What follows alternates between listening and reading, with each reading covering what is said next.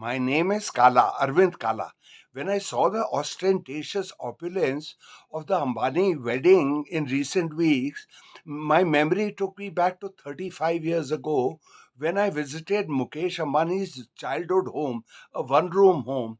That was that in that one room, Mukesh Ambani, his brother Anil Ambani, their two sisters, and the father Dhirubhai Ambani and the mother Kokila Ambani. That's where they slept and ate and studied and cooked and everything like that. Now, this was in a chawl. This was in a chawl called Jai Hind Chawl near Tardev, Central Bombay, Bombay Central. Now, for people who are unfamiliar with Bombay, a chawl is a particular kind of place with a row of rooms, say 15, 20 on the ground floor, 15, 20 on the second floor, on the first floor, and with common bathroom facilities on either side or one side. I'm not sure of that, bathing facilities. The bathroom and the bathing area is common, but the otherwise. And that is where this family lived, and no, those chawls, that room would have been, I think, 8 feet, 5 feet by 10 feet, and many times in those chawls, they were, they were so small that families would hoist the bed up because the bed would take maybe one third of the room or something like that. So, after the family got up in the morning, they would hoist the bed up there. So if you're sitting below and you happen to be a visitor, you won't know that there's a bed on top of your head from the ceiling, and that is where they lived.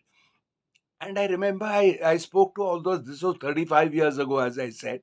By that time, Dhirubhai Ambani had already progressed, and he had gone off to Bombay's premier place, Altamount, where Antillia's stands, Altamount Road in South Bombay. And but the neighbors spoke well of the family. They said, they were kind of different. And when Dhirubhai Ambani left the place, he white had it whitewashed, etc., etc. And that was a long time back. Even the neighbors had and the family had left that. But I visited the room where these people, the family lived. Well, coming back to that, now you'd wonder, why the hell did I go there? Well, there was a Singapore magazine called Asia 72. So I pitched this story idea to them of doing a piece on, Dhirubhai Ambani and his factories. Dhirubhai Ambani by that time was dead. So that's, and one thing about this place. So I flew to the largest uh, oil refining capacity in Jamnagar. It was still under construction. This was sometime in 95 or something. And I saw, I went in the company plane, and it's a daily commute. The Reliance plane, even then 35 years ago, would take engineers and foremen and people, and they would from Bombay and then bring them back. So I was one of the passengers. And one thing which struck me about all the conversation of those guys, I was the only Faltu there. And their conversation, it was totally professional. They were only talking about putting this pillar there, that machine there. They were just immersed in conversation.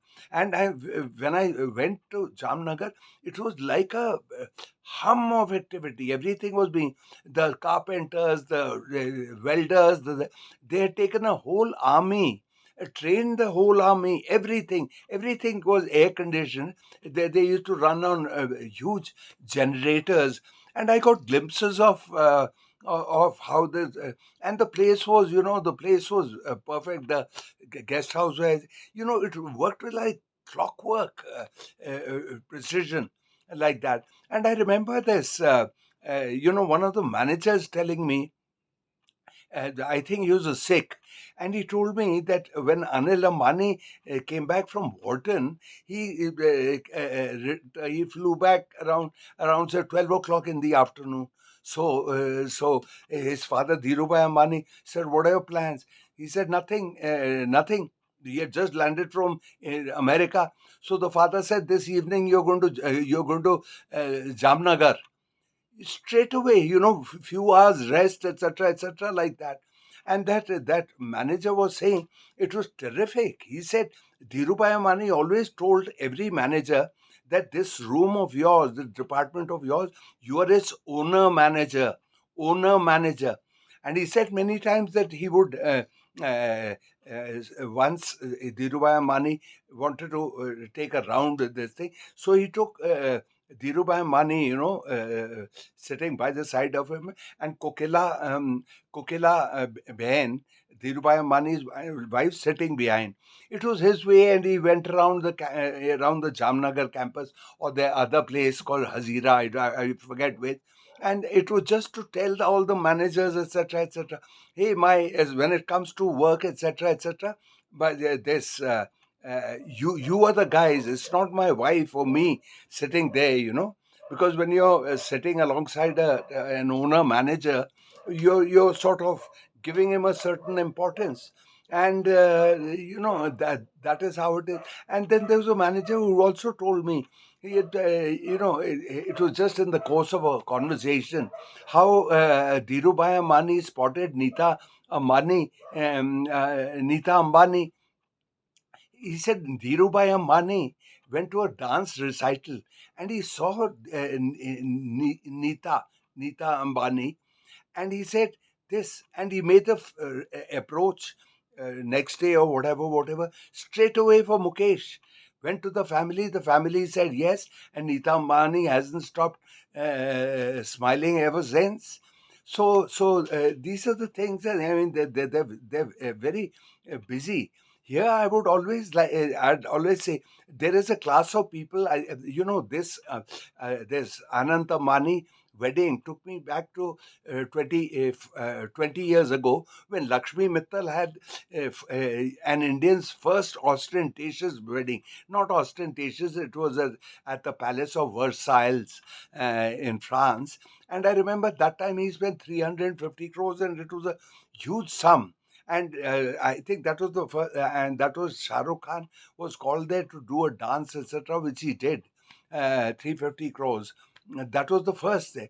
And I remember that time also, these sanctimonious people saying, why does he need to waste? These sanctimonious people would be doing this also. Among sanctimonious people, there are these journalists, TV anchors, TV commentators. Then there are these activists, and then there are these social activists, NGO types. These people, they're always running people down and saying how this money could have been used for the poor, etc., etc. And all these sanctimonious people who would run down this kind of spending, would they themselves would underpay their cook or their part-time cook, and they can't get help because the help runs away. All these people who criticize this, and they include, these feminists, and they include these effeminate gay men, and they include these transgender types who are holding forth. Why the hell is he spending so much? Why the hell is he spending so much? Well, and you're critical of, you can't pay your own cook, and you're criticizing this guy. I mean, the Mukesh Ambani gives employment to 4 lakh people in Reliance Industries, and 2 lakh 45,000 people, men, women, etc., in this geo retail. His own home has 600 employees. So, multiply that by a factor of four people per family. So these Mukesh Ambani is giving employment to huge number of people. And as these journalist types, and these activists, lawyers, etc., etc., who are holding forth. And another thing is, yeah, of course, what you call, I mean, my feeling is Nita Ambani probably, who was more interested in this kind of, cruises, etc. Mukesh Ambani is always stated. But even if she was showing off, what's wrong with that? What's wrong with showing off? It's human to show off. Yes, human beings who show off, not tortoises or rabbits or foxes. So what the hell? What's wrong with that? I mean, at my level, I go to the mall and I have 5 pints of beer and I spend 1,500 on those 5 pints. Isn't that, by a very, very poor man's standard? He'd say, yeah, why the hell, yeah, with bloody 1,500, I could have bought food for 20 days or something. So this kind of thing, this is awful. And, they spent, and that's it. I mean, they didn't borrow money. They spent their own money. And whatever the economic benefits, that I'll do a video some other time. But that is what human beings are, and this is it. And these sanctimonious types and these NGO types, etc., etc., they're a bunch of losers. And part of their sarcastic comments also come from a sense of envy. Oh God, we've got no money. Where you got no money? Of course you're. But what the hell? Yeah, I've got no money. But be a happy chutia. Why be an unhappy chutia? It's simple, yeah, simple logic, but people don't get it. Most people don't get it, that they're bloody fools, self-created problems. I mean, Ambani is spending bloody 5,000 crores, etc., and this guy is getting, his ass begins itching in indignation. Well, friends, I think I've said enough. Please, if you like this, please subscribe to my channel and forward it to everybody. So it's time for me to say farewell. So see you later, alligator.